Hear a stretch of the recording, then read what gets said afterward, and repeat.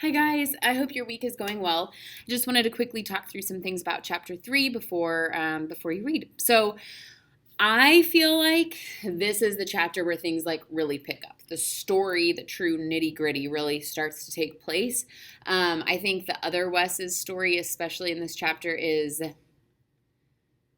funny, which we don't get a whole lot of humor in this. And so I think it's kind of funny while also then kind of turning very serious. But some things that I really want you to focus on. I have notes, so sorry if I'm looking at them.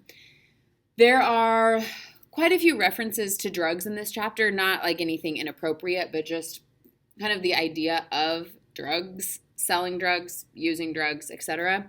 And I really want you to think about certainly what's written on the pages about why people get into selling drugs, doing drugs, etc. But I also want you to kind of think about it on your own. I think there's obviously a very negative stigma around drug users and drug sellers. I tend to think that there are a lot deeper reasons than just like, hey, I'm making poor decisions because I'm reckless. I think most, if not all of the time, people getting into the drug business, there are some serious underlying issues in their lives that have kind of forced them or pushed them into this lifestyle. So I really want you to think about that. I also want you to think about this idea of rationalizing our decisions. So I don't know if you guys have ever done this, but I do it a lot. Like I'll maybe make a decision that isn't great, and I'm like, well, it could have been worse. Like I could have done this worse thing, or I could have said this worse thing.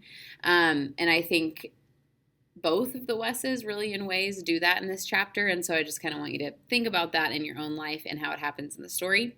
Lastly, this is a quote from chapter 3 that just strikes me so heavily every time I read it. It says, later in life, I learned that the way many governors projected the numbers of beds they'd need for prison facilities was by examining the reading scores of third graders.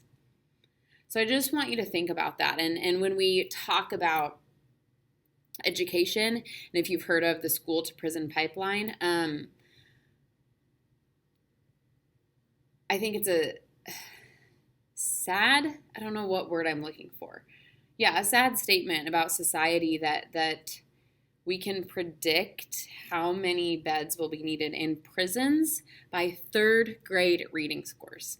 So I want you to think about, the author doesn't go into a whole lot more detail than that, but I want you to think about why that is and how certainly we can stop that from being the case.